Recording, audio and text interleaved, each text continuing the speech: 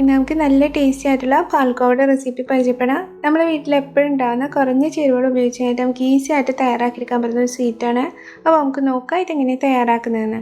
റെസിപ്പിയിലേക്ക് പോകുന്നതിന് മുമ്പായിട്ട് നമ്മുടെ ചാനൽ ആദ്യമായിട്ടാണ് കാണുന്നുണ്ടെങ്കിൽ വീഡിയോ ഇഷ്ടപ്പെട്ടാൽ സബ്സ്ക്രൈബ് ചെയ്യാൻ മറക്കരുത്. എൻ്റെ തൊട്ടടുത്തുള്ള ബെല്ലൈക്കൻ കൂടി പ്രസ് ചെയ്തിട്ട് അതിൽ ഓൾ എന്ന ഓപ്ഷൻ കൂടി ഒന്ന് ക്ലിക്ക് ചെയ്യുക. എന്നാലും നമ്മൾ ഇടുന്ന റെസിപ്പീസിൻ്റെ നോട്ടിഫിക്കേഷൻ കറക്റ്റായിട്ട് കിട്ടും. പിന്നെ വീഡിയോ ഇഷ്ടപ്പെട്ടാൽ ലൈക്ക് ചെയ്യാനും മറക്കരുത്.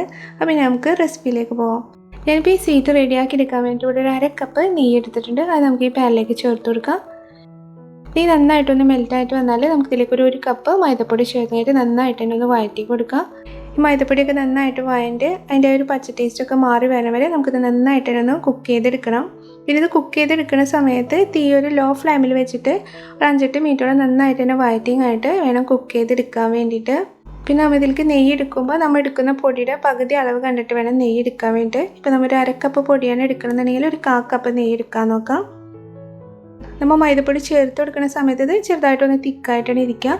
മൈദപ്പൊടി നന്നായിട്ട് വഴണ്ട് അത് നന്നായിട്ടൊന്ന് കുക്കായിട്ട് വന്നാൽ ഇതിൻ്റെ കളറും ചെറുതായിട്ടൊന്ന് മാറി വരും. അതുപോലെ തന്നെ ഈ രീതിയിൽ ഈ മിക്സ് ഒന്ന് ലൂസായിട്ട് വരികയും ചെയ്യും. ഇപ്പോൾ ഒരു 5-8 മിനിറ്റ് ഒക്കെ ആയിട്ടുണ്ട്. ഇപ്പോൾ ഇത് റെഡി ആയിട്ടുണ്ട്. ഇനി നമുക്ക് തീ ഓഫ് ചെയ്യാം. ഇനി നമുക്കിത് ഈ പാത്രത്തിലേക്ക് മാറ്റി കൊടുക്കാം. ഇനി ഇത് നന്നായിട്ട് തന്നെ ഒന്ന് ചൂടാറിയിട്ട് വരണം. ഇപ്പോൾ നമ്മുടെ ഈ മിക്സ് നന്നായിട്ട് തന്നെ ചൂടാറി വന്നിട്ടുണ്ട്. ഇതിലേക്ക് നമുക്കൊരു 1/4 ടീസ്പൂൺ ഏലക്കായപ്പൊടി ചേർത്ത് കൊടുക്കാം. അതിൻ്റെ ഒപ്പം തന്നെ ഒരു 3 ടേബിൾ സ്പൂണോളം പാൽപ്പൊടിയും കൂടി ചേർത്തായിട്ട് നന്നായിട്ട് തന്നെ ഇതൊന്ന് മിക്സ് ചെയ്തെടുക്കാം. പാൽപ്പൊടി ചേർത്ത് നന്നായിട്ടൊന്ന് മിക്സ് ചെയ്തതിന് ശേഷം നമുക്കിതിലേക്ക് മധുരത്തിന് ആവശ്യമായിട്ടുള്ള 1 കപ്പ് പഞ്ചസാര പൊടിച്ച് ചേർത്ത് കൊടുക്കുക. നമ്മൾ മൈദപ്പൊടി എടുക്കുന്ന അതേ അളവിൽ തന്നെ വേണം പഞ്ചസാരയും ചേർത്ത് കൊടുക്കാൻ വേണ്ടിയിട്ട്. ഒരു 3/4 കപ്പ് പഞ്ചസാര എടുത്ത് പൊടിച്ചിട്ടുണ്ടെങ്കിൽ ഒരു കപ്പോളം ഉണ്ടാവും. അപ്പോൾ അത് കുറച്ചായിട്ട് ഇതിൽ നന്നായിട്ട് തന്നെ ഒന്ന് മിക്സ് ചെയ്തെടുക്കുക. ഈ രീതിയിൽ നന്നായിട്ടൊന്ന് മിക്സ് ചെയ്തെടുത്തതിന് ശേഷം നമുക്കിത് നെയ്യ് പെട്ടിയൊരു പാത്രത്തിലേക്ക് മാറ്റിങ്ങായിട്ട് ഈ രീതിയിൽ നന്നായിട്ട് തന്നെ ഒന്ന് ലെവൽ ചെയ്ത് കൊടുക്കുക. ഇനി നമുക്കിതൊന്ന് അടച്ച് മൂടിങ്ങായിട്ട് ഫ്രിഡ്ജിൽ വെച്ച് ഒരു 1/2 മണിക്കൂർ നന്നായിട്ടൊന്ന് തണുപ്പിച്ചെടുക്കണം. പെട്ടെന്നൊന്ന് റെഡിയാക്കി കിട്ടുന്നതിന് വേണ്ടിയിട്ട് ഫ്രീസറിൽ ഒരു 10 മിനിറ്റ് വെച്ചാലും മതി. ഇപ്പോൾ ഇത് നന്നായിട്ട് തന്നെ തണുത്ത് ഇപ്പോൾ ഇത് റെഡി ആയിട്ടുണ്ട്. ഇനി നമുക്കിത് ഈ പാത്രത്തിൽ നിന്ന് മാറ്റി കൊടുക്കാം. എന്നിട്ടിത് ഈ രീതിയിൽ ചെറിയ കഷ്ണങ്ങളായിട്ട് ഒന്ന് കട്ട് ചെയ്തെടുക്കാം.